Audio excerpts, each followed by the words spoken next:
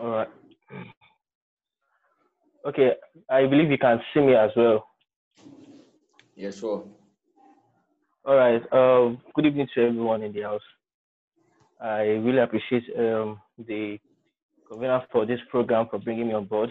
Uh, thank you so much for the opportunity. God bless you. Okay, so we'll be discussing shortly about how you can influence and promote your brand through social media, how you can create more engagement online for your brand through social media. I believe everyone can hear me clearly. If you can hear me, I would love you to just raise your hand. Um, just raise your hand if you can hear me clearly.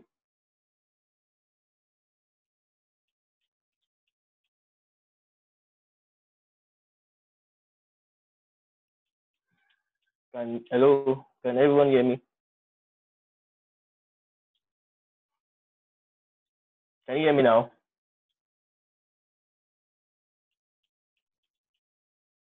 Hello? Can't hear. Can't hear. All right, all right. So everyone can hear me clearly. I believe that. Okay, so let's start. We'll be discussing on how you can influence your brand online by creating appearance on social media.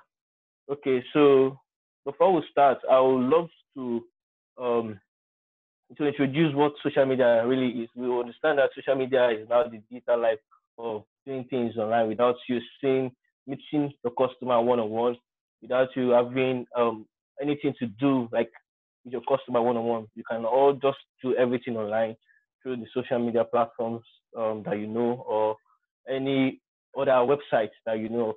Okay, first and foremost, before you actually create an appearance or an engagement for your brand online, the first thing you should do is that you should recognize a platform that best suits your brand, the platform that best suits your brand. Yeah, for example, now you can't be into well, all platforms are very, very, very okay, but there's some platform that best suits brands. For example, now you can't be into property selling and properties, and probably the platform you are mostly using is just that of the WhatsApp. And you get customers from WhatsApp, but more of it can be done on that of Facebook, that of Twitter, and that of Instagram. You can get more followers and more customers through those platforms. So you have to choose the best social media platform that suits your brand. You understand? And there's several social media platforms these days, and um, one I can bet of that of Twitter and Facebook and Instagram that are doing more well in the sense of creating ads funnel to link up with customers and like that. So, but these days now, many people think, okay, the Instagram and the Twitter are the most reliable in the sense of creating ads funnel to reach up with brands. But I tend to realize that Facebook, most people don't really use Facebook again, yeah. But Facebook has been one of the best platforms in terms of you reaching out to large number of um, audience, getting people engaged more in your brand. So, like I said, firstly, you have to just choose the best social media platforms that suits your brand. So after picking the best social media platform that suits your brand, the next thing I would love you to do is to create a nice profile page for your brand. Either you're going for that WhatsApp, by using that WhatsApp for business, you create a catalog for your brand. You create a nice about us for your brand, and you make people realize when they come into your platform, they tend to say, oh, probably when you're even offline, they tend to read through your biography, they tend to read through about us, they tend to see the catalog of what you are into, even without you being online. It creates an impression about what you do to them. So you create a nice platform, like a nice blog profile. If you are using that on Facebook, probably you are using that on Facebook page, you can actually create a nice Facebook account. Yeah, you can just edit some things, put a nice picture.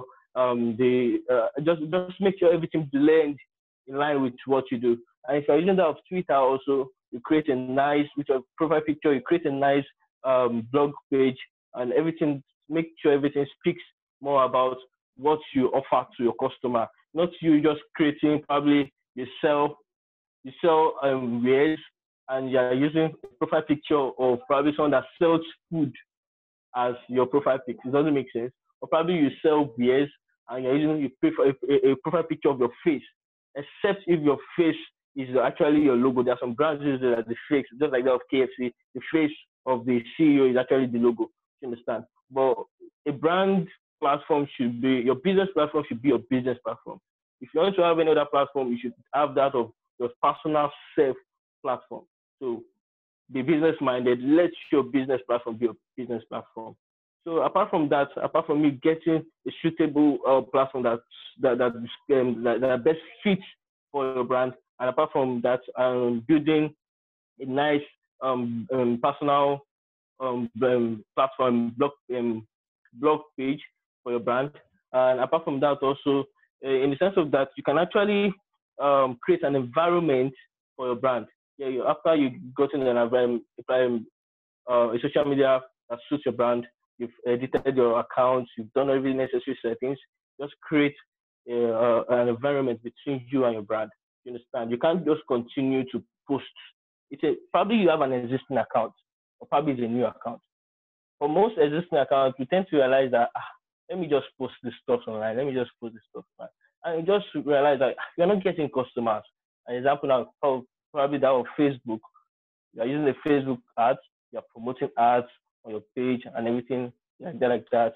You keep promoting, and you're not creating an environment between those that like your page to your post. That WhatsApp also, probably you just post on your status, oh, I sell this and that, but you're not creating an environment that suits, that makes every of the viewers interact with what you post. You understand? Take for example now, I sell wares. Example, I don't sell wares. I sell wares, and on my WhatsApp account, probably I just posted, oh, come and buy your shoes and everything like that. And people like, oh, okay. There's probably out of 500 people that viewed it, I got like probably 2 reactions, 2 engagements. Okay, how much do you sell it and that like that. So, but when I tend to carry along to create an environment between me, my brand, and every person that viewed it, probably okay, I lecture them more on what quality of shoes. I sell shoes. I lecture everybody that viewed my every of my posts. I do lecture them on quality, how to buy what you should. You understand how to go for quality shoes. Why you should go for quality shoes that match your outfit on a rainy day, shoes that match your outfit on a sunny day like that. I try to lecture them. They tend to be like, oh, okay, that means I'm trying to create an environment that my customers, everybody that viewed my post on WhatsApp gets to interact with me personally. So create an environment that makes your customers, every of your customers, interact with your brand, interact with you. Okay, apart from that, let your customer know you for one thing. Yeah, let your customer know you for one thing. If you're actually doing probably you sell several things, probably you sell wares, you also do that delivery service, and probably you do that of forex trading, and you're putting everything on the same platform. It doesn't make sense. Most customers be like, this person is not serious. Do you understand? But let your customer know if you want to. Even if you have to link everything together, you just have to work towards the way you link things. Just like that of me now, I have that of the investment and the delivery service of food ordering and everything. I try to create a platform in a way that I try to link everything together. You understand? Let your customer know if you want to. Don't bombard your page, your platform with several and everything. You understand? But let your customer know if you want to. So apart from what I've said earlier, in terms of you getting a nice platform that suits your brand, editing your blog profile, let your customer know if you want things. And I would love to say this also, that there are 5 pillars of social media.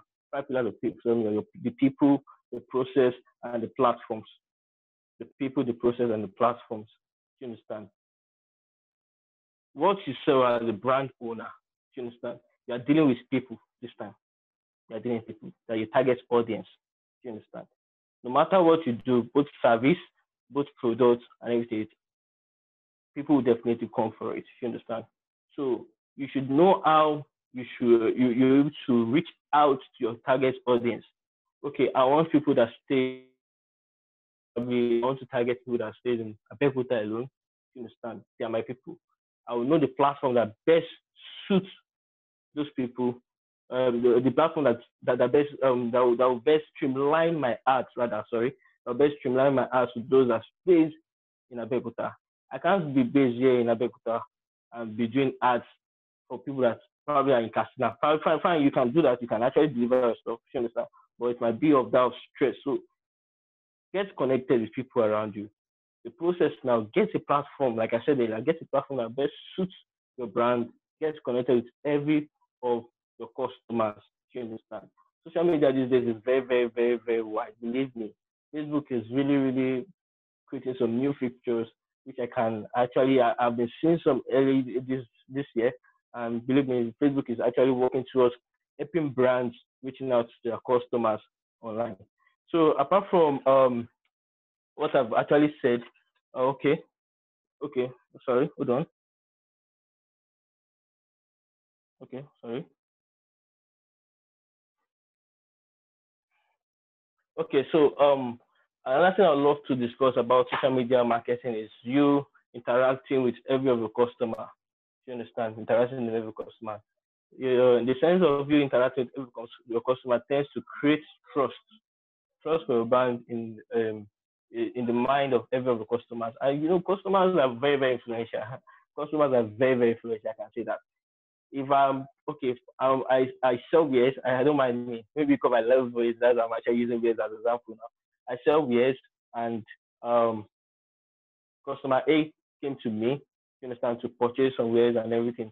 And I actually lecture the customer, oh, my brands are very unique. My brand is very unique. These products are very nice and everything. And probably I interact more with my customer. Oh, when we like to get this, what ceremony are you going for? You understand? It tends to create this. The customer might feel like, oh, this person is interacting with me. Well, this person, you understand? But probably the customer came to me and I was like, okay, he asked for the price. How much is this? And I said 20,000 naira. Okay. Sorry, I'm using Yoruba. Check about 15,000 naira. And I was like, Kuba. And I sit back. Probably online. And I didn't reply anything again. I'm not accepting 15,000 for it. 20,000 at the last price. And the customer will be like, you can't even chat up with me. So I'm just negotiating. So try to interact more with your customer, both new and existing customers. Try to interact more with them. It tends to create trust. And once you create trust in the mind of your customer, they tend to refer people to you. They tend to refer their friends, their family to your company, to your brand. Be like, oh, I trust that brand. You understand? I trust this brand. I can vouch for them, patronize them, and everything. So that's the level of trust you've created in them. If your level of trust for your customer is, let me say, 90%, it can't be 90, but 90%, the customer tends to refer more people to you. If the level of trust is probably 20%, the customer might be doubting, like, maybe, well, I trust the brand, I trust the brand, so you can actually trust it. But make sure you interact with your customer, learn to create trust in the mind of your customer. And that's what I love to discuss about social media is you getting feedback from your customers. Yeah, feedback really works and helps a lot. I remember one of those days where when I was actually working for an agency, and before I got employed there, I was told the company, the customer relations and everything was blah this and everything. I was fine. Anything. So I tend to check their database and I tend to realize the person in charge before don't get feedback from customers. And those feedbacks he actually got from them were just little feedbacks and everything. So when I got there and I started my work the first week, and I was just like, wow. And I was actually working, getting feedback from customers. Even if customers don't chat me up, I chat them up. How far? How are you? Have you tested the brand? How is it? Blah, blah, blah, this and everything. The product you bought, hope it's working well and everything. Oh, it's nice. Get customer. Yeah, I get feedback from them. So probably if the feedback is bad, I'll apologize. We'll work on that. We apologize. And if it's something we can actually refund back to the customer. But make sure you get feedback from your customer. It matters a lot. Okay, from that, I would love to talk about Facebook marketing. Just a little about Facebook marketing. So Facebook itself now has created many, let me say, there's one called Facebook funnel, ads funnel, reaching out to countless of people, probably 20,000 people in just a day and everything. I believe many of you know about Facebook marketing. So from that, when I mean Facebook marketing, you can actually post with your Facebook account, but what I'm actually talking about is Facebook marketing through your Facebook page. You create a Facebook page, you put the nice profile pics, you write the about us, a nice one that explains more about your brand, like that. You create a Facebook ads funnel, you edit everything, you pay for your ads online on Facebook accounts, and you watch your ad running. You can use that. You can download the ads, Facebook Ads Manager, and after creating your um, Facebook ads, to check the graph of those that clicked on your ads from different states and everything like that. So Facebook marketing, Facebook ads really helps, and it has been opening, reaching out to lots of brands. And that of Twitter also. Twitter is one of the biggest. I call it Twitter the social media street. So believe me, Twitter is really crazy, if I can use that word, in the sense of retweeting, in terms of commenting, in terms of everything. You understand? Twitter is also one of the biggest platforms in terms of where you can actually put your ads and you can sell your product easily online without using your customers by promoting every of your ads. You understand? And that of Instagram also. Instagram, many people do say Instagram is expensive, but believe me also, Instagram is one of the biggest platform where you can easily create promotion for your ads and everything. But when I say, I tend to see people using WhatsApp for business these days, the normal WhatsApp. Well, WhatsApp is very much okay for social media marketing, you understand. But there are restrictions to WhatsApp. A lot of restrictions. There are some stuff you can never do on WhatsApp, and that you can never do on WhatsApp, but you can do on other social media platforms. You know, and there are countless social media platforms where you can advertise your product, your brand, but most especially that of Facebook, Twitter, and Instagram. You understand? I would love to know if any of you ask a question. I would love to have a question before I continue. If you have any question, just let me know. Can you just raise your hand so I'll continue if there's no question. Just raise your hand if you have any questions. Raise your hand if you have any questions. I think, hold on, sorry. Oh, wow. Okay, I think Oluwaseyi has a question. So Oluwaseyi, you can unmute and ask your question. Okay, good afternoon, everyone. What a wonderful session with Brother Digital. Okay, my question is, can you all hear me? Can you hear me, sir? Yeah, definitely. I can hear you. I can hear you. Okay, my ads account, Facebook ads account, is not paying automatically. I have to make payments manually myself. I have to click Okay. manually to make payments. So I don't know if you can Okay. help with that, sir. Okay. How do you click manually in making payments? I go to billing from the ads manager. I Okay. go to billing, then I click Okay. on outstanding bills. Okay. Then I click on pay now. Okay. Yeah, Okay. Okay. For that, actually, you might actually get confused using the ads manager. Can you hear me? I can hear you, sir.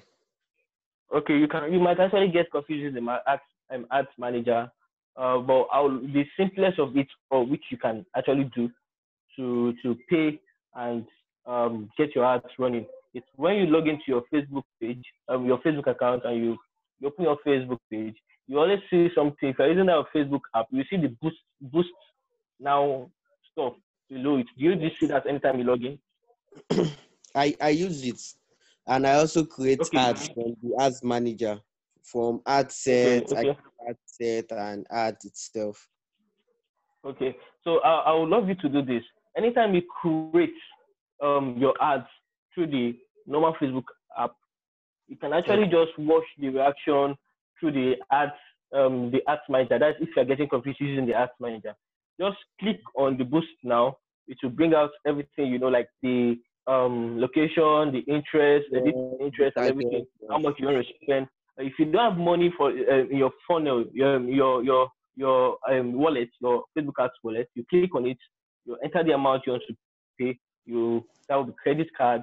You understand? You click on credit card and you pay from the to your Facebook wallet directly from your account. You understand? You ask for it OTP, you enter it and do everything. You understand? And one thing is this: if you're having multiple accounts, probably multiple Facebook accounts, can you hear me? Can hear you. Okay, if you're having multiple Facebook, I have multiple pages. Okay, I guess that is where the problem is coming in from.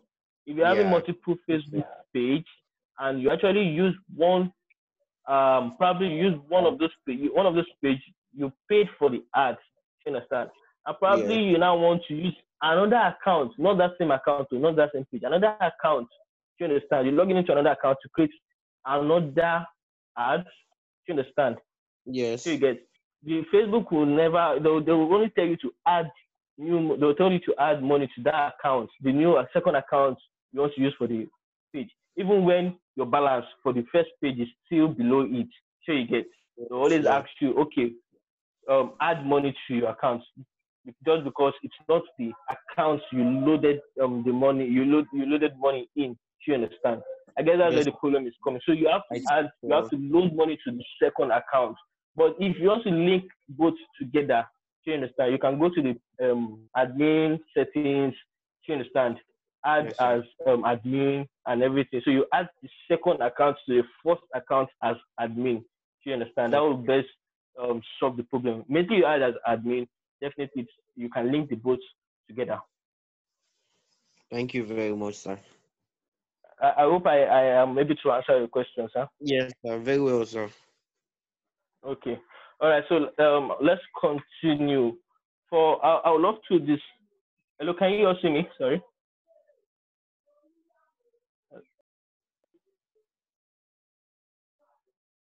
Hold on. All right. I would love to describe something about I call it the customer attention. The customer attention. These days, maybe you put on your data at different ads notification, probably down Facebook. After opening your Facebook account, you see several ads notifications, or probably see several ads posts, several like that. Or probably go on Twitter, you definitely see promoted ads and everything. But some ads actually make you definitely click on some ads, not because you just want to click, probably because the graphics they're using promoting the ads. Probably you'll be like, what's this? Probably graphics is catching, and you'll be like, let me just click on this. But one thing I would love you to know is that anytime you are trying to push out any advert on any social media, always use picture. Use picture or use video. Yeah. The reason being is that most times when you push ads on any social media and use out pictures, you understand, it tends to get more attention than when you just post. Example on WhatsApp. I actually did something, was it yesterday on my WhatsApp account? I actually posted something and I actually got some engagement from people. And after 2 days, I posted the same thing with picture this time. And people were like, wow, we're not seeing this. We've not seen it on your status before, blah, blah, blah. And I was like, I posted this thing before 2 days ago. And they're like, so you understand, always use picture and WhatsApp, picture or video for any ads you're pushing out. It's always any picture, any ads you're pushing out, you put in now the picture or the video. It actually gets your viewers or anybody seeing it, it gets them attracted to the ads. You understand? Not just you writing the wordings and making it boring and everything. And that means that you working on your content. Yeah, your content has to be very, very, very, very simple, but explain the reason why explain what exactly you are pushing out. You understand? Your content. You understand? Your content has to be very, very simple and very, very strong enough to convince the customer, the customer or the person seeing it. You understand? Okay, so that's for that. Before I forget, I would love to talk about logo also, logo in creating of art, logo for your profile, your brand and everything. I do see most brands these days in sense of probably I do get I like okay, I think that was last week. Someone actually chatted me up. Oh, Brady Data, I want you to create an art corner for me, this and that and everything. So, okay, send me your logo, send me details about your brand and everything. And I was seeing the logo, God's time is the best as a logo. And I was like, wow, are you kidding me? God's time is the best and everything. So like that. So your logo, if you don't have a logo that simplifies what you offer, I would love you to create that, rebrand your logo, create a logo that's very, very simple for every customer. Anybody seeing your logo to really remember like, oh, this brand, I guess this logo is meant for this brand. You understand? Don't make your logo very, very, very complex. You understand? Okay, that is for that. And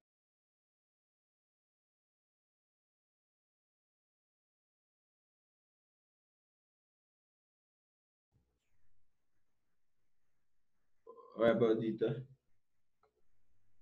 can you hear me? Yeah, we can. Okay, conversion for code for every ad you're putting on.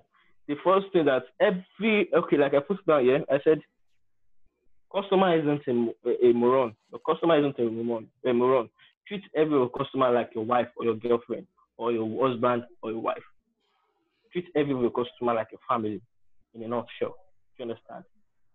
The customer asks you for your price. Probably you sell 15,000 naira, and the customer is like beating the price to probably 9,000 naira. And you're like, what type of customer is this? Right? You understand? I don't want to chat this customer up, but who knows? The customer might actually be the one that might actually buy in bulk from you. Probably just wants to beat the price down to see what you say. You understand? But treat every customer like a family. You understand? Like a family, treat every customer like that. That's one of the conversion code I would love to say. Okay, the second one is that if people like you, they will listen to you. But if they trust you, they'll do business with you. That is trust. If people like you, they'll listen to what you sell. Oh, my friends like they like who I am. You understand? They listen to me because I want to advertise my stuff to them. You understand? But if they trust me and they trust everything about my brand, they'll do business with me. Trust business. You understand? If people like you, they'll listen to you, and if people um trust you, they'll do business with you. And the last one is if you really need to get your customer attention on social media, use ads, like I said earlier, use ads for use images rather, images and video most especially. Let that be probably 90% of every of your ads with your content. You include content with it. Use images and and videos for your ads. Okay, so I don't know if there's any other question again before I actually round up for my own section. If there's any question, I would love you to just signify by raising up your hand.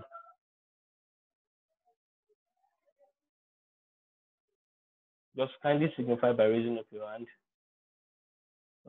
Sorry, just can't speak. Please. Um, okay, any question? Okay, so Oluwaseyi, okay, you can ask your question. Okay. So my question is, you laid more emphasis on using media, like adding pictures or video to your advertisements. So, but Yeah, for a exactly. startup, you need to, if you want to create a good media, you need probably prior graphic designing skill, or you need to employ a graphics designer. So I don't Yeah, know exactly. how we can meddle that together to make it easier for startup. I don't know Okay, if you got my question. yeah, I understand you. I understand you. Okay. In that aspect, probably you don't have much more capital or more money or fund on you to create several graphics for your ads and everything. These days, there are lots of apps that you can actually use in creating graphic designing, and there are some apps also you can actually pay for. You pay online to they'll give you the graphics, you edit it yourself on your phone. Do you understand? And I guess they're not expensive. The one I've actually seen that is expensive is that 1,500 naira. But The least is actually 500 plus naira. So you can actually pay to these apps requesting for any of the graphics. You edit it yourself. And Canva have actually been one of the best apps I've actually been using. And I have some other apps like that on my phone. I have video marketing app. You can actually request for a video, you edit it, you pay online to the app, you edit it, and you do that. And if probably you don't want to do anything, you want something more standard, you understand. What I actually did when I actually started the Prima Shield investment was I actually spoke with a graphic designer I can trust, and I know she's very perfect. I spoke with her for on how she can be part of my team for the investment. You understand? And I gave her a percentage ratio, even when we never started making any gains. You understand? I gave her a percentage ratio, which although I do work with delivery, I told her like that, and everything. I explained everything is a startup business, this and that and everything, and she was like, fine. You understand? You can actually speak with your friends that are into graphic designing or your family members, anybody you know that are very close to you. Speak to them with them, tell them about your brand, tell them the vision and the mission. You understand? And they will definitely buy into to be part of your team. That works that way. Have I been able to answer your question? Yeah, very well, sir. Thank you very Okay, much. so you're welcome. Is there another person? Any question again? Alright, just a minute. Thank you, Mr. Sukomi. All right. I really appreciate. Thank you for bringing me on board. God bless the management. I really appreciate. God bless you, sir. All right, thank you very much, Mr. Sukomi. We really appreciate your time. All right. All right. Right now I'll be sharing my screen. Are you guys hearing me? Yes, sir, we can hear you. All right. Right now I'll be sharing my screen, and I'll be introducing our next facilitator, which is in the person of Mr. Owosho Adiola. Is a friend of mine, and he happened to be a program lead for Ituba Data School. All right, let me try and. Are you guys seeing my screen? Yes, we can see your screen, sir. All right.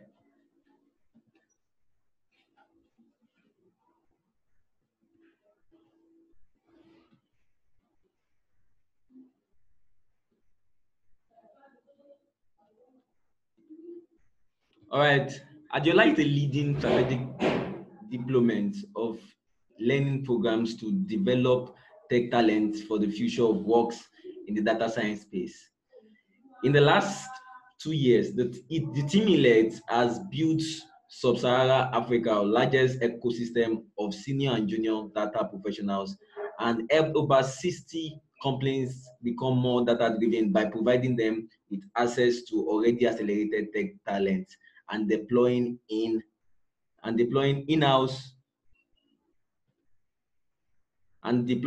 learning programs. He's an entrepreneur with a track record of managing complex programs, building sustainable sales engines, and helping fast-growing technologies companies successfully achieve goals objectives. Now, with all sincerity about, we are welcoming Mr. Owosho Adiola to the stage. Over to you, sir, Mr. Adiola. Hi everyone. Can you hear me? Hi Mano, can you hear me? Yeah, I can, sir. I can, sir. Oh, okay. Great. So I'm just going to. Okay, so I'm trying to share my screen, and it says that host disabled screen sharing. Do you mean I have to make you an host now, sir. No. You don't have to make me an host. Just click on screen share.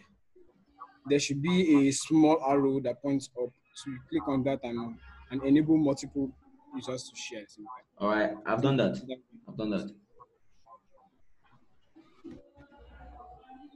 right, so I'm going to.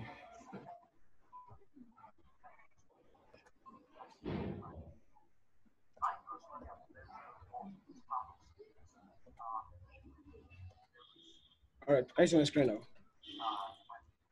Yes, sir. We can see your screen. All right, awesome. So I'm just going to show my video for a while. Hello, everyone. Good evening.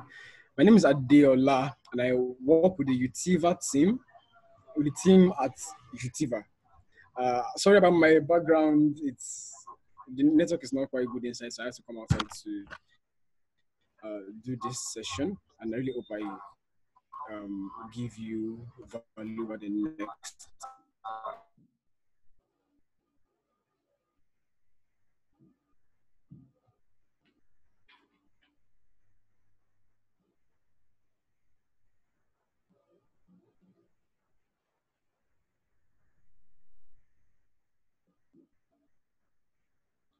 Oh, I guess.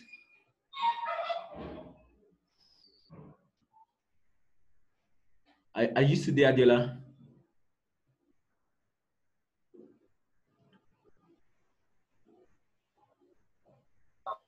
I guess he will soon come back on. His network is. All right, sorry, my internet went off.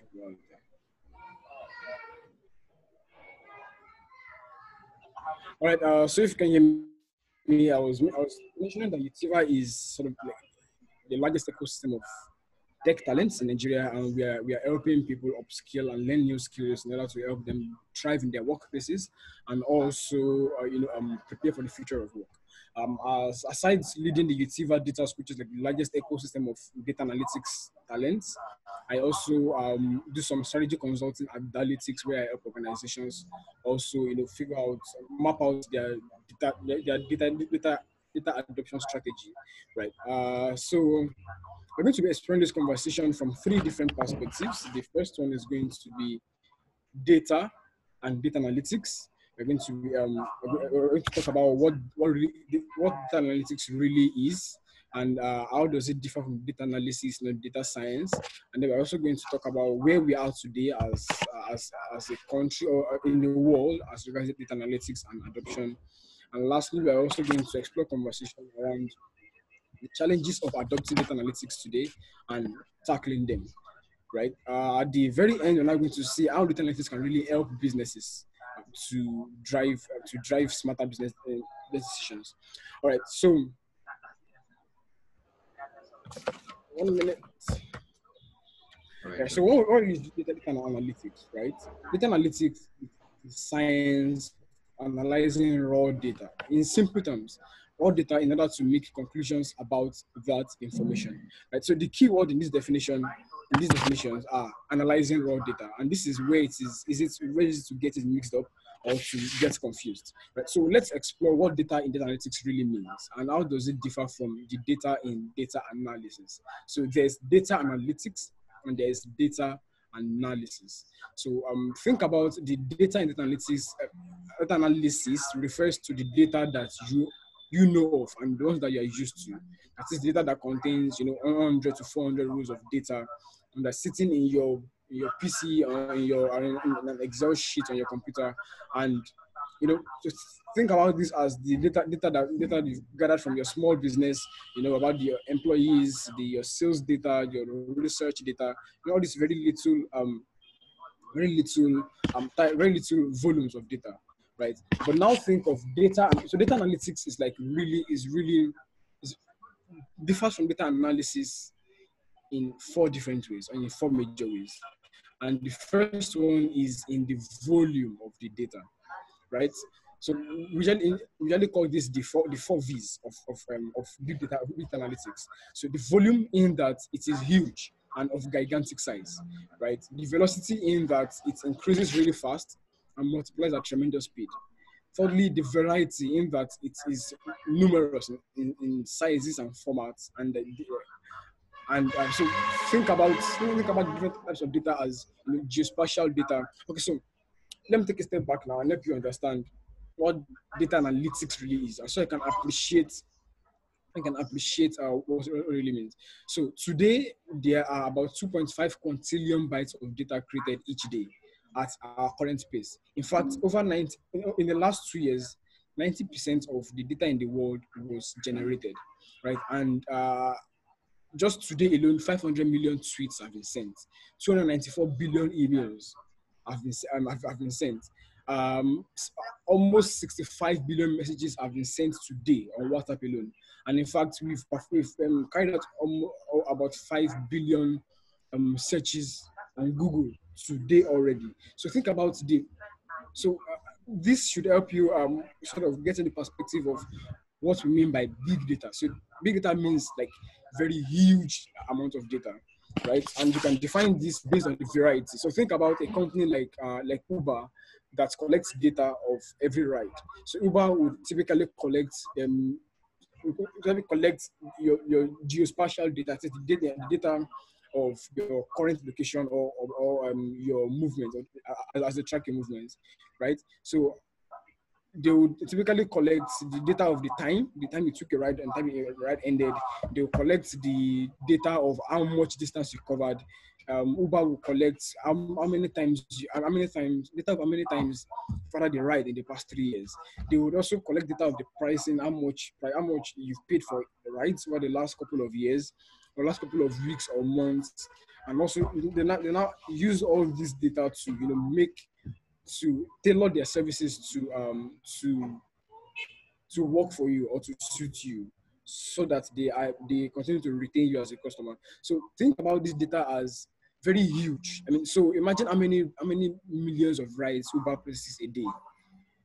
There's need to always constantly analyze this data, because this data is not like it keeps increasing like every second, like every microsecond, and there's that need to keep analyzing the data and make sure that make sure that they are making decisions based on the rapid change in data.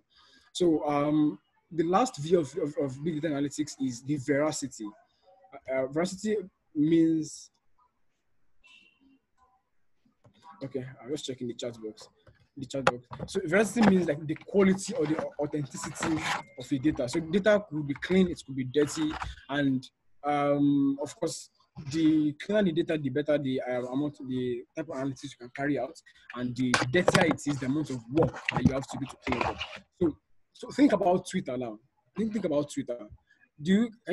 We mentioned that Twitter, that's about 500 million tweets are sent every day, and you of course, if you're from Twitter, you know about Twitter trends, right? And what's trending now is not what's trending in the next minute, what's trending in the next hour, or what to trend by nightfall, right? So think about how much work is going on in the background to make sure that every tweet that is being posted on Twitter is being analyzed, and that the machine or the algorithm, the AI algorithm, is picking similar words based on location. So what's trending in Lagos today is different from what is trending in Port Harcourt at this moment, and different from what is trending in the US also at this moment. So think about how much work is going on in the background, and the speed at which these data analytics systems need to analyze all this data to make sure that what is trending now is what we're talking about now is what is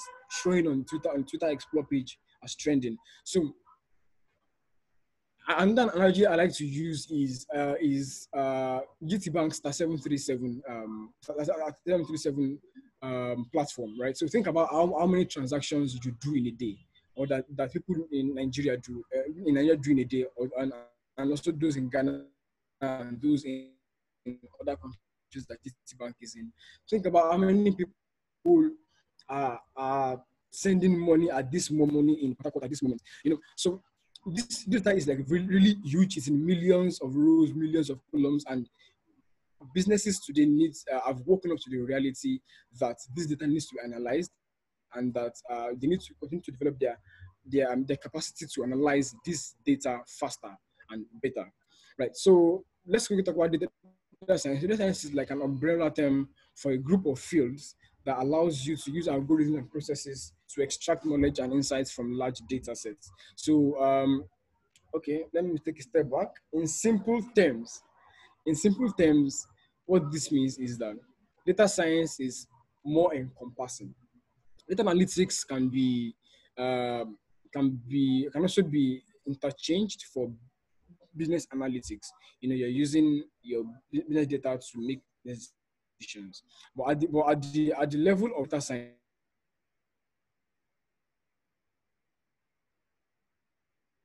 you're not talking about machine learning. Training a computer or an algorithm based on the data that you fed it with and trained it with.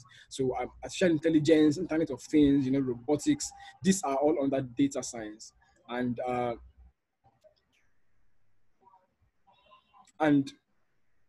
this could be complex sometimes and also overwhelming. So it's important that businesses know where to start from and what is really important to use at this particular moment. Right. So 1 minute, please. I'm just going to.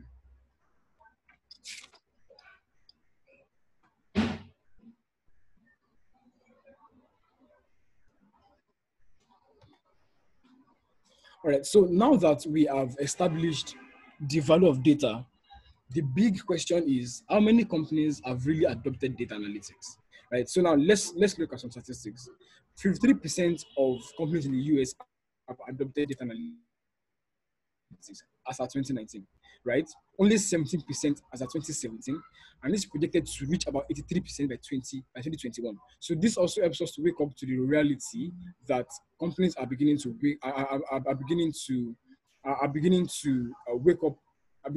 up to the usefulness and importance of data analytics and analyzing their growing data. However, there are some challenges. In fact, there are lots of challenges in accomplishing this. A report by Deloitte shows that the telcos, that is the telecommunication companies and financial services, are leading in this space, right? But why is it so hard? Why is it so hard for businesses to adopt data analytics? And why don't we have more numbers now? I mean, the numbers are growing. We've seen it. Numbers are growing, but why don't we have more? Why isn't everyone adopting data analytics at this moment? Why isn't everyone crazily analyzing their data? Why are all businesses not making the best of decisions based on what they can see?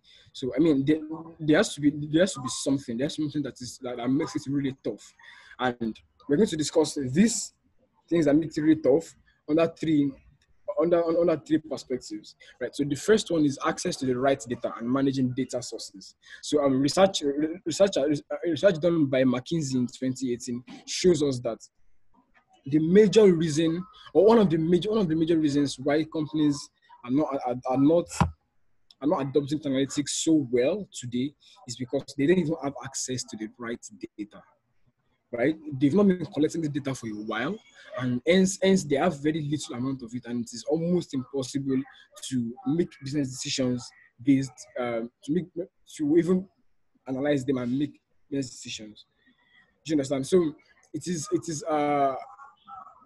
imperative that as a business owner you even at the give me a minute to put my words together. So you need to. So my point is that you need to collect the littlest amount of data, right? So every single thing that happens in your business needs to be recorded and needs to be tracked, and and you also need to be able to manage this data very well and effectively. So data. Remember to talk about data veracity the other time. So data could be really clean, and sometimes it could also be really, really unclean. Do you understand? And your ability as a business to be able to make sure that to ensure consistency in your data collection and your data warehousing also goes a long way in helping you build like a very nice database and adopting data analytics as a strategy. So the second one is analytics can be really overwhelming. I mean, there's a lot to do at the same time, and you don't even know where to start from. That's like one of the major reasons why businesses have not started adopting analytics so well yet. And the third one, which I actually consider that the most important, is the inability of executives to drive the adoption and processes. The adoption processes and manage the change.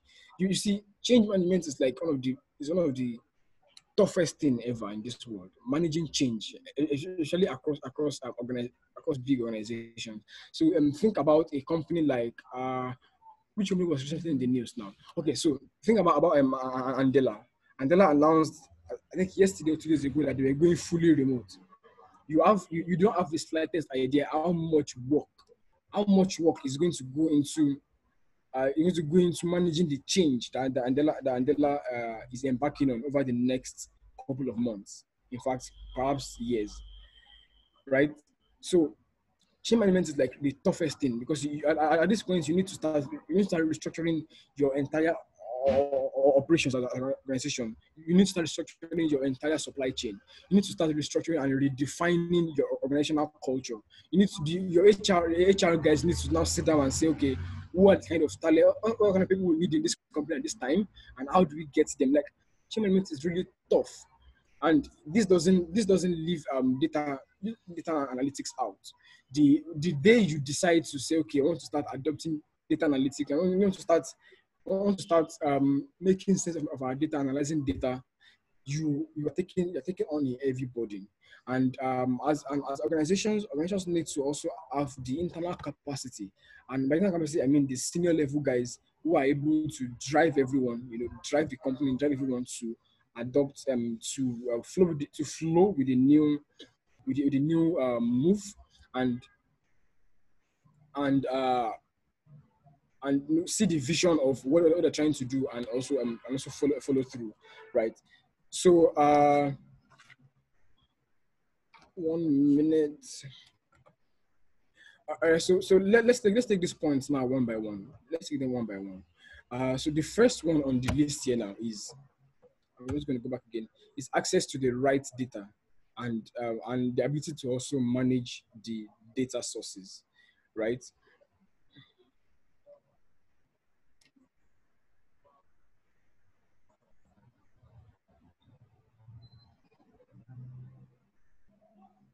I mean, so this first step usually seems easy enough for technical implementation teams. But it looks simple, like it's not just to collect the data. But the first mistake that businesses usually make is that they usually select, like, usually select a target data warehouse. So by data warehouse now, I mean, okay, let me take a step back now. So when you collect your data, you need to also be able to, you also be able to store your data securely, and store it and store them like in a very structured manner, such that it is easy to pull out and to query and to analyze, right? So the process of putting your data together and making it, and just securing it somewhere, and housing it is called data warehousing. So in data analytics, there are guys that are data warehousing experts, just like we have data visualization experts, and also experts in other fields like data mining, right? So this first step of companies usually underrate the first step, or they usually underrate is the word, underrate this first step, because they feel like it's not just to collect the data, perhaps using and just store it somewhere, right? But the first mistake they make is that they usually select a large amount of data, like they usually target a very large data warehouse, right? And then they, so after doing this, they now begin to start having conversations around what tools we use to analyze data now. Should we use Power BI, or should we use Tableau, right? So they would first collect the data from different sources into a data warehouse, and then they begin to start to funnel data into a business intelligence tool. They start to ask themselves, so is it Power BI we should use to analyze data, or should we use Tableau, or should we use MATLAB, or should we use other tools? And then they at the end they plan to start to take advantage of the insights, right? So in a typical naive business today would collect the data and start to load them on the business intelligence tool, and they would have like a wide range of requests for dashboards. They were asking for this dashboard, these models, these charts. They are always asking for everything and anything that they think of, and in fact, at best, they want exact duplications of manual reports that they are generating. Like at best, they've seen something somewhere, and they want to exactly duplicate that thing. And this is like the wrongest approach to adopting data analytics, in that at the end, somehow, along the way, they are going to realize that business is going as usual, right? Business is going as usual. And despite the massive investment in the data technology and the so-called success of the project, the dashboards usually go unused. The teams will continue to rely on shared spreadsheets and collection of disjointed third-party tools, right? So after they've collected data and they've engaged their data analytics team in analyzing everything, generate this dashboard. I want this dashboard and build this AI model. Let's build this model. Oh, our computer is doing this. Let's also do this. They've done so much, and they can't even. And at the end, they just realize that okay, now we've analyzed all the data, but how do we begin to use them? And they realized that there was actually no need in the first place for everything that they've done, because they will continue because there was no clear strategy from the beginning. So and this brings us back to this slide, because there was no clear strategy from the beginning. They just go all over the place and do whatever they like, and they do so much without really asking themselves if what they're doing is even important, right? So eventually they realize that the executives are still making decisions in the dark, right? And usually this happens because being data driven, right, is not really about machine learning or artificial intelligence or data warehouses or the types of dashboards that you're using. As an organization, I mean, it's a different conversation when you are a young person trying to become a data analyst, and at that point you are trying to figure out your niche. So should I be a data warehousing expert, or should I go into data mining, or should I just learn about dashboarding and just stick with this? But at the organizational level, it's not all about the warehouses and the machine learning models, or whether you're using Power BI or you're using Tableau. It is being that driven is really about business users learning to ask good questions, which is something no BI tool or data products can deliver. So a typical Power BI would not tell. Okay, so I'm not sure if everybody here is a data analytics person.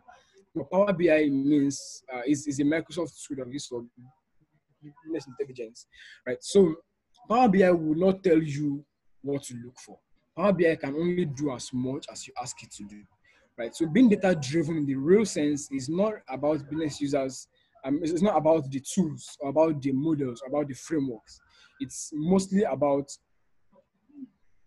you being able to ask the good questions, and and now designing your data strategy or your data implementation to follow to follow suit accordingly, right? So point one, a clear data strategy is important at the beginning.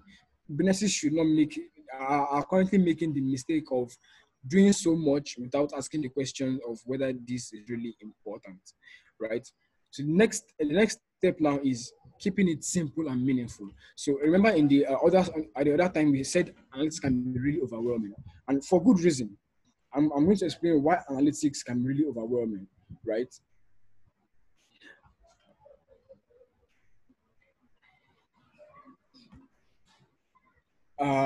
So think about a company like I'm trying to see a company that we can use as an analogy here. So think about a company like Utiva. Let's say a typical GT Bank. So let's say GT Bank wants to launch a product, like say they want to launch a product like Paystack, like what Paystack has, like a payment gateway, right? GTBank could be tempted. This bank could be tempted to start to collect all the data they have, to pull them together and just start generating different dashboards, building several models. They could begin to start to replicate the exact thing that Paystack has, right? Because I mean, Paystack is a payment gateway, is a fintech. They also want to become more financial technology powered, and they just begin to replicate everything that Paystack has done, right? So this approach is like the wrongest reason, is like the wrongest way to approach it, because they are going to be overwhelmed. Because today Paystack has I think just last week they launched like an e-commerce platform. So just imagine this bank saying, okay, because Paystack has launched an e-commerce platform, we need to launch our own, right? They'll begin to think about about building API, about generating APIs so that their platform can also be integrated into other websites. They begin to think about several other things. You think about product pages, about payment pages, payout policies, and a lot of other random stuff.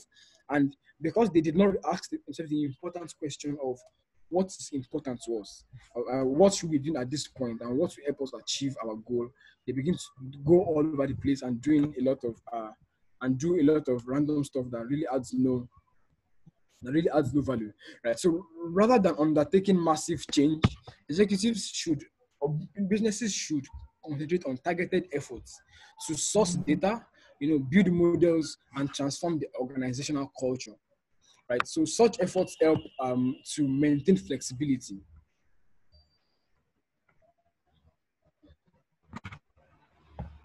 So such methods help to maintain flexibility, and this is really essential, right? Because because the data you have today won't be the same thing you have tomorrow, and the data, the information, along with the technology, and also for managing and analyzing, will continue to change and to grow, hence yielding more opportunities. So as a business, why don't you just take a step back and ask yourself the important question of what's important to you, or the key question of what's important to you, and start small. Concentrate on a targeted effort, source that particular data, build that particular model, and transform, and need to take steps to transform the organizational culture to also adapt to these changes, right? And as more companies learn the core skills of using big data, building superior data capabilities will also become a competitive asset, right? So if you're a company today and you're looking to start to explore your data, like I mentioned earlier, you need to try as possible to be agile and to start small and do the important things first, because the technology will improve, the data will improve or will change. A lot of things will change. In fact, your internal capacity to do these things will also change. Will also change, right? So, first step, the major points here is that organizations need to start to do concerted efforts and concentrate on one thing first and not take too much at the same time.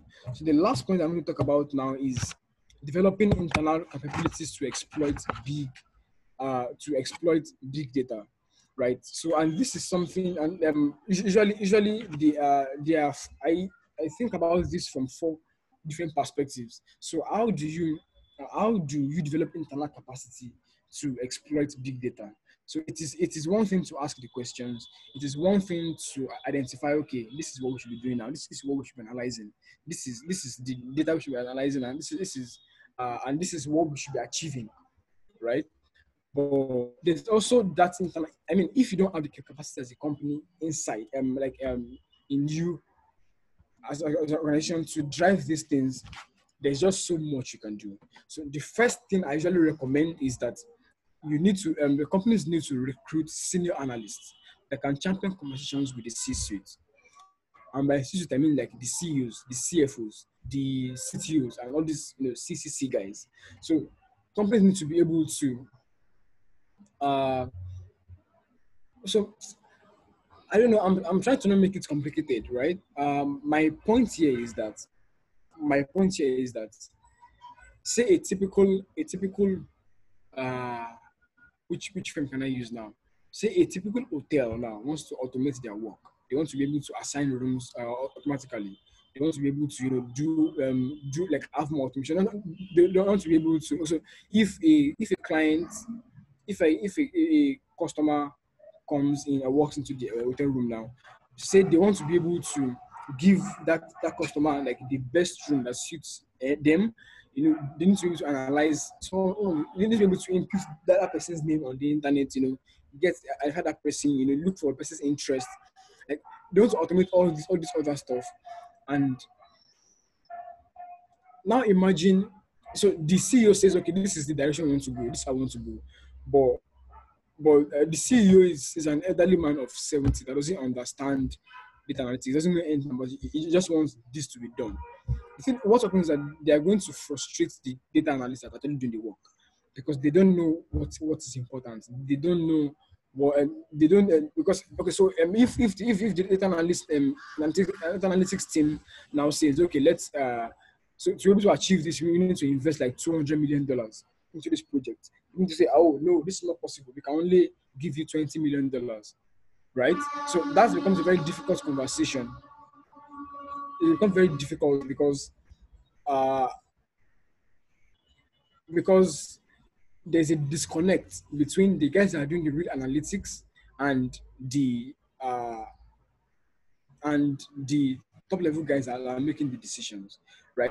So I think my time is far spent already, so I'm not going to run through this. It's already 6:20. Right? So my point here is that to build internal capacity, companies need to recruit senior analysts who have the business acumen and also understand the techy part of the tech. Do you understand? So they are able to close that bridge between the analytics guys and the data analytics team and the C-level guys. Right. So the second thing is the companies need to also invest significantly in data architecture and in infrastructure. So if you are supposed to be using Hadoop to store your data, you probably don't want to be using Apache Spark or some other more complex tools. So you need to also be able internally. You need to develop that capacity to invest significantly in the architecture so that your work also becomes easier, right? The third one is data analytics teams also need to be a perfect blend of roles. I mentioned earlier that we have the data mining guys, we have data warehousing guys, the data visualization guys, the database administrator guys, and we have all these several roles in data analytics. We have the machine learning guys, the people that are vast in AI, building AI models, and there's all these roles, and it can be frustrating when you're trying to do something and you don't have enough of those people that can do such stuff on the data analytics team, right? So increasing data analytics team and also achieve a perfect blend of roles is an important is a strategy for building internal capacity. The last one, which is not the least, is also figuring out the best tools that suits your work. So as a business owner, in order to make sure to get the best out of your analytics, you also need to be able to figure out the best tools and deploy the best tools that would help your work. All right, so now we've gone all the way, or we've gone on and on talking about data analytics and why companies are not doing more with it, or are not adopting it more, and how to develop capacity to do more. But really, to end this session now is what can data analytics even really do for us, and like what can data analytics do for us, and how is the world using data analytics today? What are the things that that we are already achieving today with data analytics? After I did some research. I mean, of course, I also know this, right? That today Amazon provides customized recommendations with the products for customers based on their historical purchases and their best-selling SKUs, right? So, I mean, you can also relate to this with Jumia. If you as much as go to Jumia and look at a product today, you literally see Jumia following you up and down the internet. Every site you go to, you're going to see that Jumia banner always calling you back to come and buy this. And also, even before leaving the Jumia platform, you start seeing people that bought this also bought this, right? So this is a way that businesses today are using data analytics to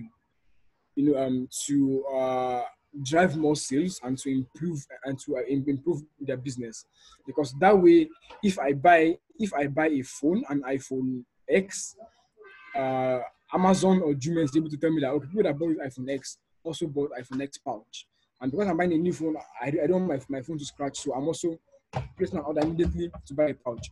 And then they're telling me, people that bought this pouch also bought the screen guard.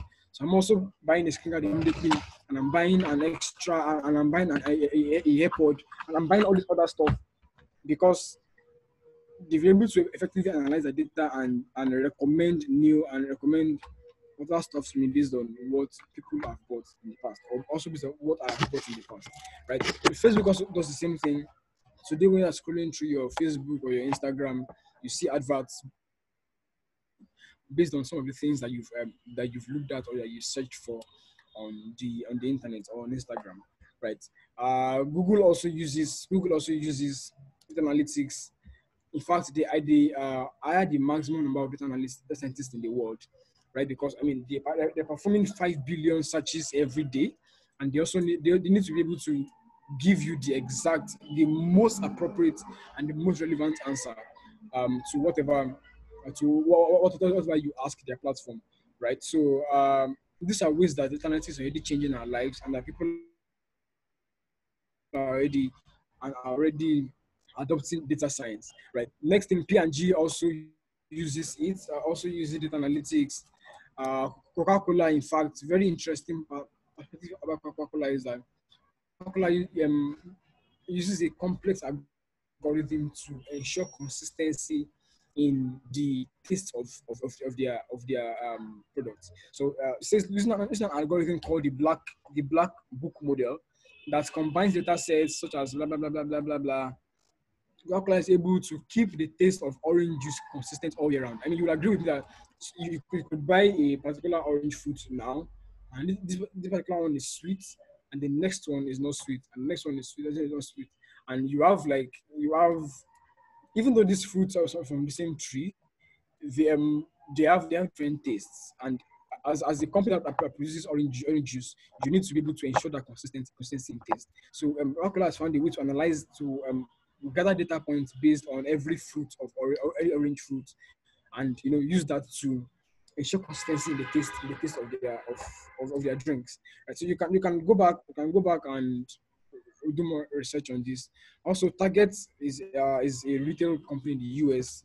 Something else you can call Target, like a Miniso in Nigeria, or a Just Right or a ShopRite, right? So Target also uses data analytics today to predict customer pregnancies and also target adverts to them with 90% accuracy level. So data analytics can help us achieve a lot of things. It can help the beverage industry. And the data can help the retail industry. Even if you're a company that sells technology or sells tech as a service, data can also help you, just like Amazon, Facebook, and Google. So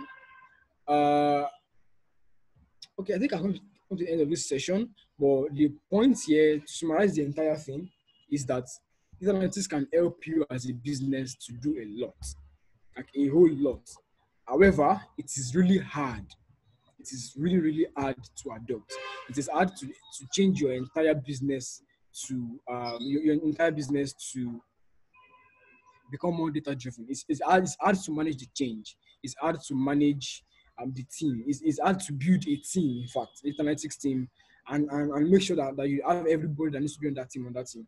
It's hard to so if you're a team of data analysts and you have CEOs that are in their 50s, in their 60s and 70s, that don't know anything about data analytics, it is tough and frustrating to analyze data or to do your work because they don't understand you. They're not giving you enough resources. They're not giving you enough money. They're not supporting you enough to do your work.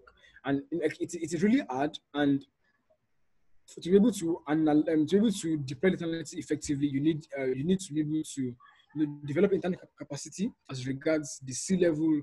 You need to be able to collect the right amount of data and store them well and warehouse them well. You need to also be able to maintain objectivity. I don't know if that's correct, and ensure that you are using data analytics for the right things that you need now, and not just going up and down doing a bunch of stuff that will not be useful to your business. All right, so I think that's about everything I have to say. I really hope I made some sense over the last couple of minutes. If you have questions, I'm happy to answer them also. We can't hear you, Emmanuel. All right. Thank you, Mr. Adiola. We really appreciate your time. And we really learned a lot from your insight on data data analytics, and business-driven analytics. All right. Any question for him? Anyone who has any question to raise his or her hands before we call in the last facilitators for today. Her name is Rosette, and she's actually she wasn't sure she would be here though, but fortunately for us, she's around. All right. Any question before we move to the next speaker? Okay. In the absence of none. All right. Rosette, over to you, ma.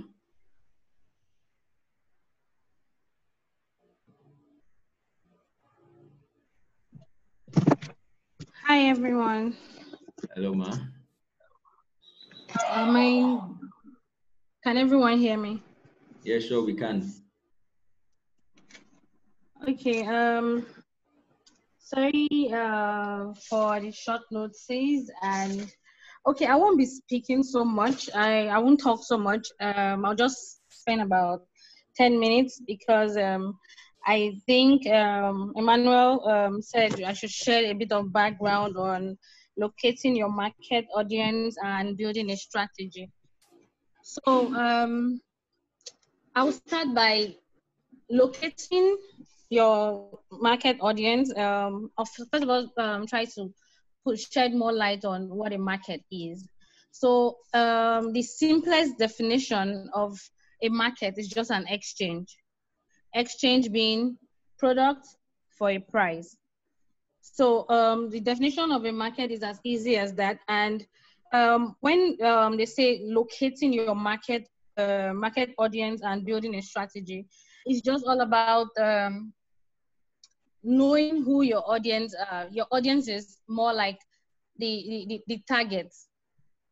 Let me use that word. So in a nicer way or in a better way to put it is like, how do you market to the right person? That's knowing your audience. Your audience are your targets, your customers, the people that get to use your product, those you want to give value to. So it's more like, how do you want to market to these people? How do you want to target these people? How do you want to reach out to these people? So I'll just start by using some very little principles. I think they are quite easy to remember. There are three key principles when it comes to marketing.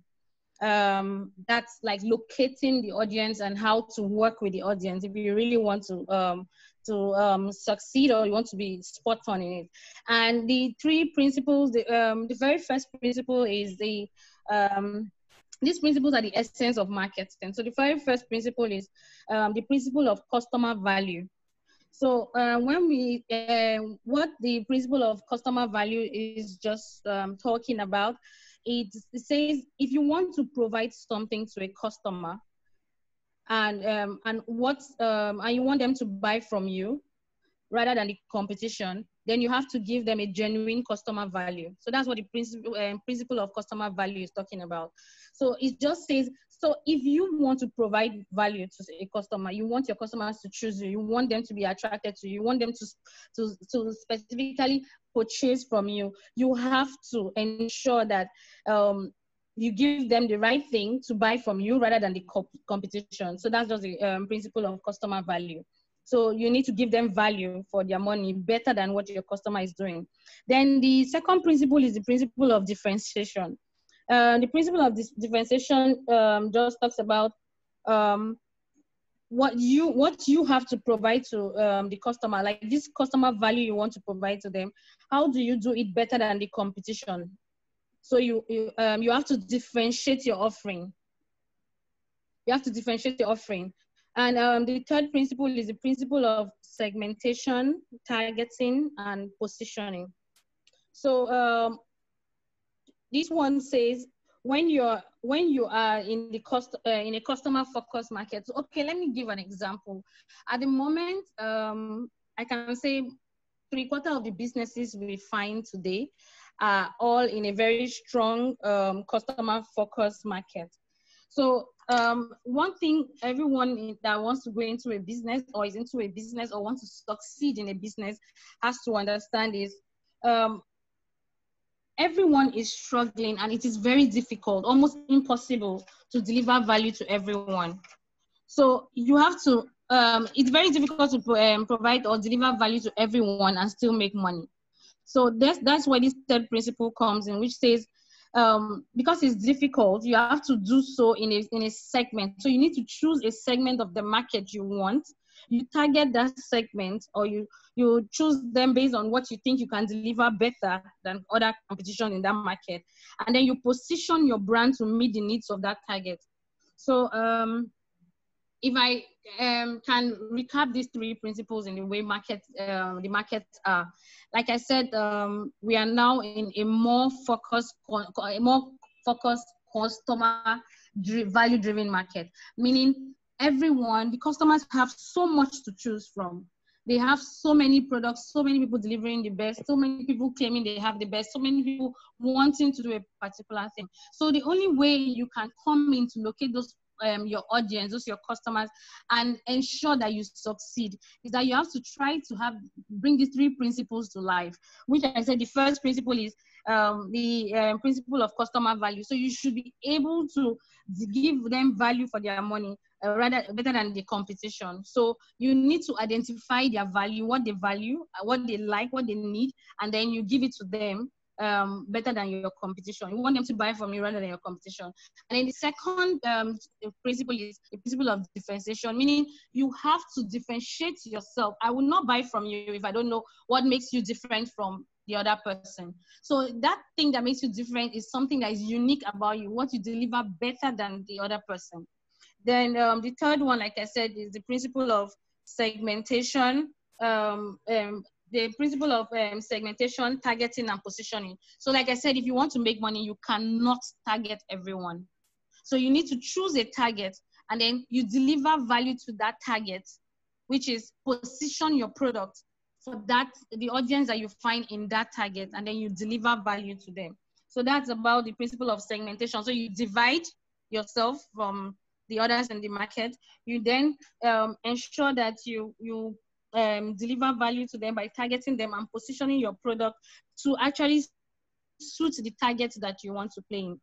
So there are tools that you will need to deliver these marketing principles. And I think almost every one of us, or I will still reiterate, everyone kind of have an impression or have a notion of these tools. The tools here are the 4 P's of marketing. And the 4 P's are the product, the place, the position, and the price. So like I said, let's go back to the exchange. Like I said, the market is an exchange where you kind of give a product and you get a price for it. So that exchange says there is a buyer and a seller. The buyer is obviously the one bringing in the price, and then the seller is the one bringing the product. So in this exchange, what the seller puts into that exchange is a product. And what the buyer puts into that exchange is a price. I'm talking about the 4 P's now, the tools to deliver the marketing principle. So the way the seller communicates the benefit of that product to the buyer is what they call the promotion. So I'll repeat, the way the seller communicates the benefit of his or her product to the buyer is called the promotion. And it could be in the form of advertising, it could be in the form of sales, etc., anyone. And then the way the seller delivers the product to the buyer is what we call the place. And it could be a physical store, or it could be online, or it could be through downloading, or any different place. That wherever the exchange takes place is a place. So the place is whatever method that the distribution is being made is actually what we call the place decision. So that's about the tools that you use to bring about these three principles to life. And like I said, most businesses now are in a customer-focused market, and this is the most important way to win. The most important way to win is how do you think competitively to become a market leader in the market. Sorry.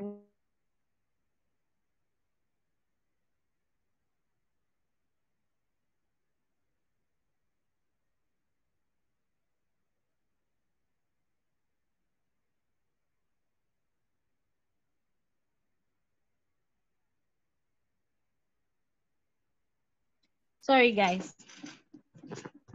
So building the strategy is where I'm going to, which I said is the most important way to win in this customer-focused market is how to competitively become a leader in that market. You cannot say you want to win when you're not a leader in the market. So the market here means your business line, your how do I put it? Your space or your industry, wherever you play. That's like your market. So you have to, first of all, there are, how do I put it? Two key principles and you would need to lead in your market. And the first principle to lead in your market is to know your market. So I'll assume you know your market already. Assuming in the sense that you know the product you're in or the product you want to go into, you feel you have an urge to go into, or wherever your industry or your market is located. So I'll assume you know your market. So the very first way to win is to know your market. By knowing your market, I mean, you know what your customers want and you know how your competition will react in this market space. So you cannot win when you don't even know. And so what you are trying to do is the same principle I explained, which is the principle of differentiation. So that's what you're trying to do. You need the principle of differentiation to win in this market. But like I said, you first of all have to know your market. By knowing your market, you need to know the different products you have in this space, or the or your business offering. Once you know, you need to know your customer in the sense that you need to know how you can deliver value to them. You need to know what they want and how they want it. And another thing is you need to provide value when you're actually giving them this product. So it's not just enough for you to know. You can't just guess that this is what they need. So you need to know what they need. And the best way to do this is to do a market research.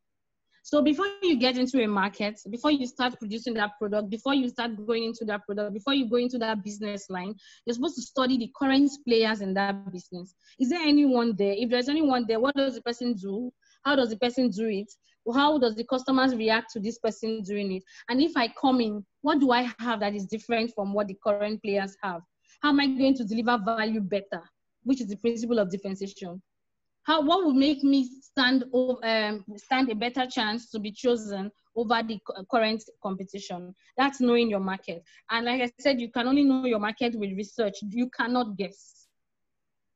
It's not right for you to guess. That's why you need to do a research on your customer. You do a research on the market. You do a research on the products in the market and how they play, and the different ways in which you think there are these different lapses that you can identify. So, and then the next thing you have to do is, like I said, the second way you can win is the customers have the final say. It's more like an assumption, but it's an assumption that always wins. So the customers have the final say. So what does this mean? It therefore means the customers have so many things in front of them. They have so many things to look around, so many products, so many information, so many things to choose from. So what would you do to actually take that piece of their mind, that direction to you? So you have to understand that on a normal day, these customers when they want to make a choice, they are skewed towards different information available to them and how they can win with this information. The very first information would be, they could skew it to be, okay, let's check this company based on operations. Based on operations, like for me to make a choice, how is their delivery like? How is the finishing of their product? Do they deliver at my doorstep? Will it be convenient for me? Do they work 24 hours? That's like the operational way the customers think before they make a decision. And then they also think based on the rationale. Does this product have something better than the other? And what does it suit my lifestyle? Does it fit my person? Does it fit what I stand for? So there is their own choice. There is some people make decisions based on the operation like what the companies have to, the customers, the attributes of the product that's based on the price. Does it meet their needs? There's the value-driven part. So some of these decisions can be, does it meet their need and my needs? So they choose which is best on them based on these 3 buying decisions. So like I said, there is the one that does it meet their need? Is it price friendly? And the product attributes. Product attributes could be the designing of the product. Oh, I don't want to buy this one because once you open it, you cannot use it again. I'd rather buy this one because if I open, I don't consume immediately. The packaging is conducive for me to store. So when customers want to, they think of other things. So you could be coming up in an industry that is already very strong, and you deliver a packaging which is better than the others. So that packaging can just be your point of differentiation. So like I said, for you to win, you have to know your market. You cannot guess. You need to work with information, which is research.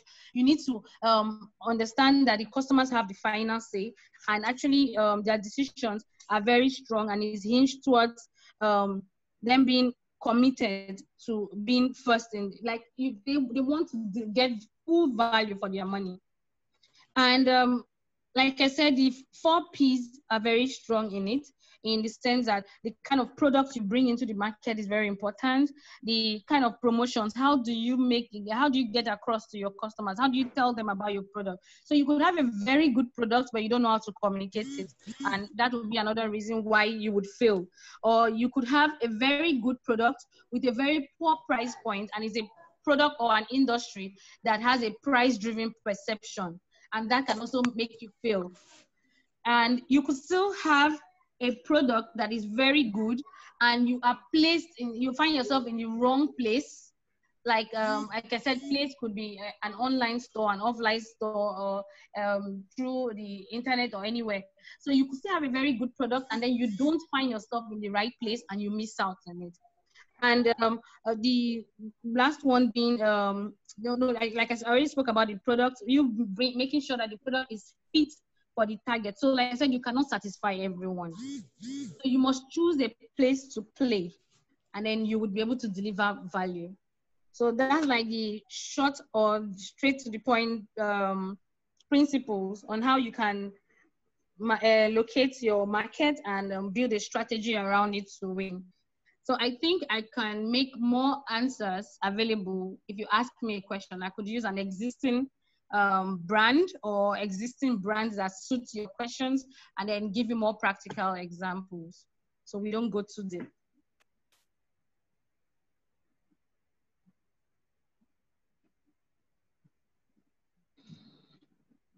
Hi, Emmanuel. So I could take questions now.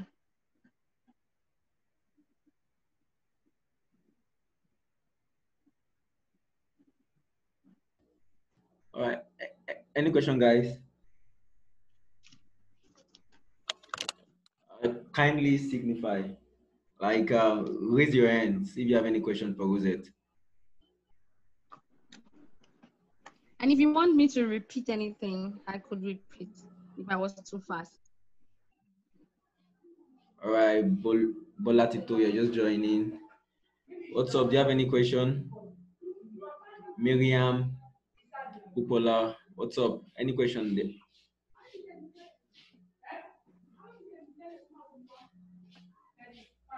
All right. I want to ask my question. I have a question to ask. Okay. All right. Okay. In the aspect of marketing, or marketing a service, like maybe a business analytical service thereabout, and you are finding it quite difficult to reach your audience. You did ad promotion, you did programs, you did like a lot of market. You applied a lot of marketing strategies, but you discover that it's not falling in line as expected. Like your marketing sales, your marketing budget is quite more than your expenditure. So what can you advise in that aspect, ma? Okay, so my first question is, what is the product? You said services. Yes, I said So services. what kind of service are you delivering? So, the product could either be a physical good, like you said, or a service. So when you're providing a service, it's different from like selling a physical product. So like I said in the very beginning, that the first way for you to succeed is the principle of like the customer value. So how did you, and when I talk about customer value, I'm talking about value proposition, right? Yeah, yeah. I'm talking about value proposition. So you have a service to render. What's your value proposition? Because one of the first mistakes people do and get it wrong in marketing their product, and they feel they're not doing it the right way, is that they themselves did not identify their value proposition. Value proposition is when we use the word value proposition, we are trying to describe something. What is the worth of that thing? What's the importance of that thing? Or how useful is that thing to us? So what does that look like, and what great value would that thing give me at this price I'm giving it? So you as the seller or the owner of the product, first of all, you need to identify the value. Value is the core of any business, and it directs all future decisions, be it innovation, customers, the customers you're targeting, or whatever. Even if we have all things figured out, everything thought of clearly, we have a clear picture of a clear idea, or the big picture is clear. If we cannot explain how it makes someone's life better, then why should anyone pay for it? So the first thing is, what is your value proposition? So what I'm trying to say is the strategies, or what do you want to get from your customer? What value do you deliver? And who are your customers? Since value means worth, then value proposition is the worth that you are offering to your customer. So that's where you have to get it right. You yourself need to understand the worth. What is that thing that you want to give your customers? So if, like I said, the value proposition is more like a statement. It's a typical statement that identifies you. That when you go out and you say it to someone, it already tells the person almost everything. So a value proposition is like a sentence or a paragraph that clearly articulates what your service or your business or your organization does, who it brings value to, and why is it valuable for those people. So it should be clear why someone should choose your product or your service over another. And like I said, it can be tangible. So if value is not considered, then you risk producing a service or a product that no one will need. So like I said, if you think your strategies are wrong, first don't question your strategies. Don't question how much you've done. What is your value proposition? Is it clear for others to see? What are you worth, and what's your value that you want people to consider? So let me give you an example. When you're writing a value proposition, you have to think about two main things. First, the experience that your customers will have. And the second is the capabilities of your product to satisfy or to give that experience to your customers. So if you think you have this figured out, then you will know the worth of it yourself.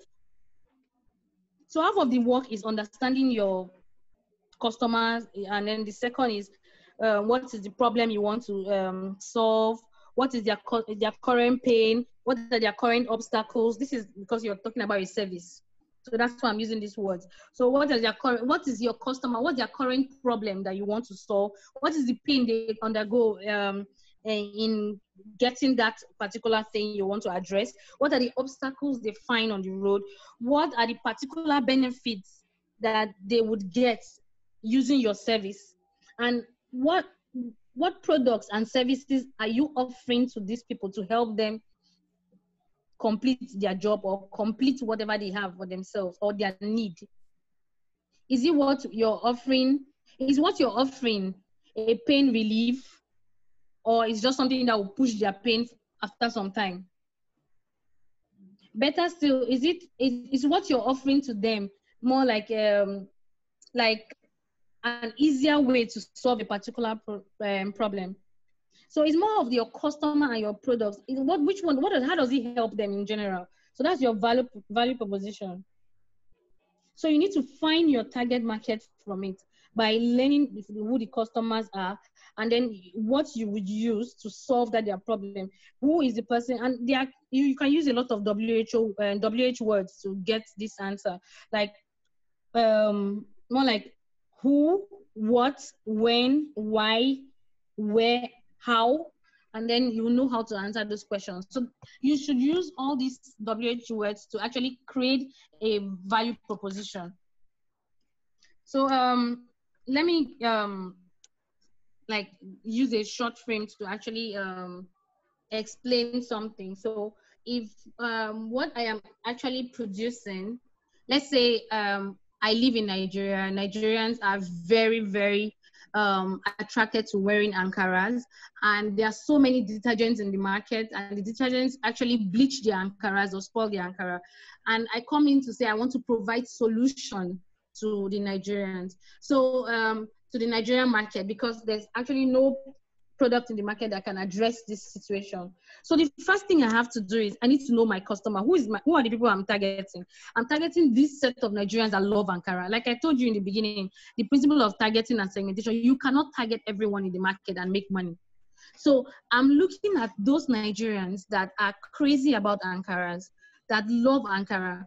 But the reason, the greatest challenge they have is they get to spend so much because the Ankaras are mostly destroyed using the kind of detergents they use in washing their clothes. So, and I have a product to address this situation. I have a product I made with one or two chemicals that preserve colors. It actually strengthens the color combinations in material. It doesn't take long to wash, and then it can be used in washing machines, and it can be used in the with normal water to wash with the hands. And then this is the value I want to offer to them. So if I'm to coin out a value proposition, a value statement for these people, it's very clear. So I will tell you, I'm actually, this is a timeless solution for everyday wash for your color fabrics like Ankaras, preserving the colors and making it suitable for use at any point in time. So anybody that sees that value statement, you already know who am I talking to. I'm talking to those who are Ankara lovers. What is the value I'm giving you? The value I'm giving you is you get to wash your Ankara at your disposal, and then you don't care about it being bleached. You don't care about the colors oozing out. You don't care about you having to throw it at one wash, because by the time you wear it the second time, you wash it the first time after wearing, it looks like you worn it for 10 years. So the value proposition has to be clear. It's in such a way that even you use simple terms, in such a way that even a layman will see it and know what it is. And then when you go ahead to design your product, even the product pack should speak about the value of the product. So I can come up and I say, Rosette Ankara detergent wash. So already on it tells you the kind of target audience I'm looking at. It tells you my value already. So if you're very clear in your value proposition, it will be very easy for you to coin out a product, know how to position your product, and then you know your target. Like I said, you have to identify your target, and then you position your product to suit that target. Which everything brings us back to the three principles. Like I said, you need to clearly identify customer value. What is the value? When you identify the value, what's the next thing to do? The next thing is, how do you differentiate yourself from others in that same industry, in that same market? So when you clearly differentiate yourself, what is the third principle saying? You have to segment the market. Choose a part of the market to address. And when you choose that part of the market, who are the targets that suit that market? When you identify the targets that suit the market, then you position your product to suit that target that you identified. Was I able to answer your question? Yeah, very well. Thank you, Rosette. We have two questions in the chat box already. One of it is, if one have customers that will buy, but delivery is a challenge, rather, how do one go about it? And the second question Okay, is, like I said, yeah, let me answer this one first. Like I said, one of the ways to lead in your market could be knowing your market. So you know your market. You have people. So if your problem is delivery, you've already identified your problem. So to deliver more customer value or to give your customer, the reason why some of your customers will opt out is the operational challenge. So you have an operational challenge here. So you could make it easy, or to make your customers more satisfied, you could actually partner with a delivery company to say for every order you target, or you link it to this person. So it's very easy nowadays. There are so many logistics firms. So if you've identified your challenge here is delivery, you cannot lose your customers based on that, because that's another person's business. So that's where you have some business to business synergy. So one of the ways you could do it is you identify a delivery company whose values are close to yours. So another thing you could do is you can easily damage your reputation more if you have to partner with someone who doesn't have your kind of value system. Somebody who doesn't appreciate, or who doesn't do things, who doesn't know customer value the way you do. So if you get to partner with a company that has very poor customer, what's that word? Customer interactions, or poor customer care or customer interactions, it actually would damage your company more. So you should actually look around. Of course, there will be different logistics company that you could do a business to business synergy with, to ensure that they handle that aspect of your business. But in choosing them, you have to be sure that their values are aligned with yours. They know the importance of customers. They know how to relate with their customers. They know how to deliver the product in the right position. So it's more like you choosing the simple solution to yours is just choosing a customer that believes in your own value, and then you do a business to business synergy. That way you guys, both of you, make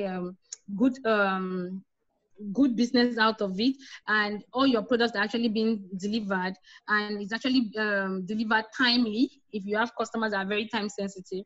So yeah, and then if your kind of product is such that it's fragile, you will not say you want to do a synergy with B and B, that if you give them a product today, they'll deliver it tomorrow. So all those are the things that you would have to sit and then think of. This would be something that almost every logistic company would jump at, because that's what their business is all about, delivery. So, but now you would have so many. It's now for you to take your time, do the assignment of choosing the one that will foster your growth, and not the one that will bring you down. Like I said, your value and their value has to align. If I am delivering perishables, then I should have you on standby. When there's an order, you make sure that it's delivered within this specific amount of time, so my products are preserved. They get to the customer fresh, ready to consume, and encouraging the customer to come again. So I don't know if I was able to shed more light on the delivery. So it's more like it's either you expand your business yourself to have a delivery angle, or you do a partnership with another company that is into delivery and make sure that their value aligns with yours. All right, thank you, Rosette. The last question is, what if after giving all value proposition and the client is a cold one? What do I do? Okay, so who are you giving the value proposition to? All right, Bolatito, is she still around?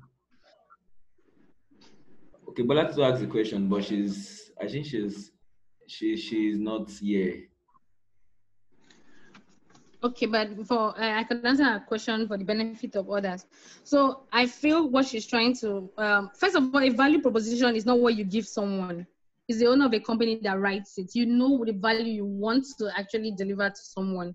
So to your customer, actually, a value proposition is actually a sentence, a statement that explains what should I call it, producer or the company or the manufacturer wants to, how the manufacturer communicates the benefit of his or her services to the customer. So that's what the value proposition is.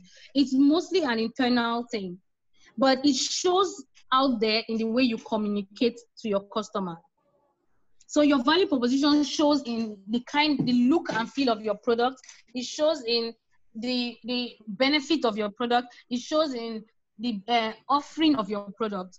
So the value proposition is not done to be given to anyone. It's you, the owner of the company or the owner of the product, that sits down, you identify what your customer wants, then you think of how to address that aspect of your customer. That's what you want to satisfy in your customer. So that's what it is. So it's you don't just write the statement and then you go and stand outside to say this is my value proposition. No. So it's more like a sentence that actually identifies a problem, tells you how to the problem is going to be solved, and sometimes to an extent it tells you who the product is actually addressed to. So it more like talks about the customer, the product, and then its benefits. So it is not like you're giving it to a client. So if the client is, if you actually want to give it to a client and the client is cold, then it is very certain that you have not, let me use the word, you have not nailed it. You haven't brought out the concept. It's not clear.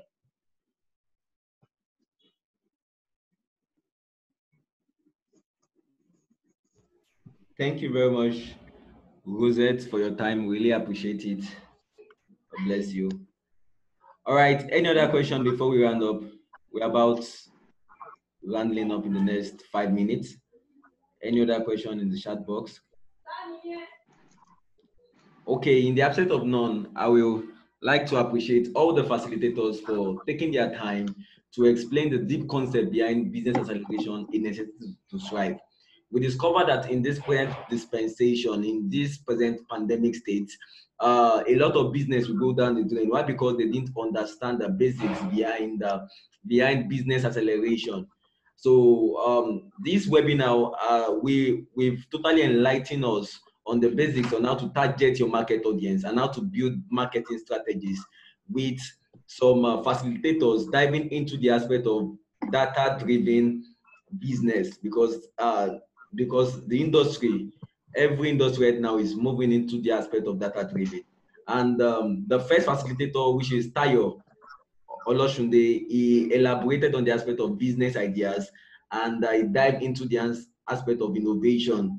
How can you build a strong business idea that will stand out amidst your competitors?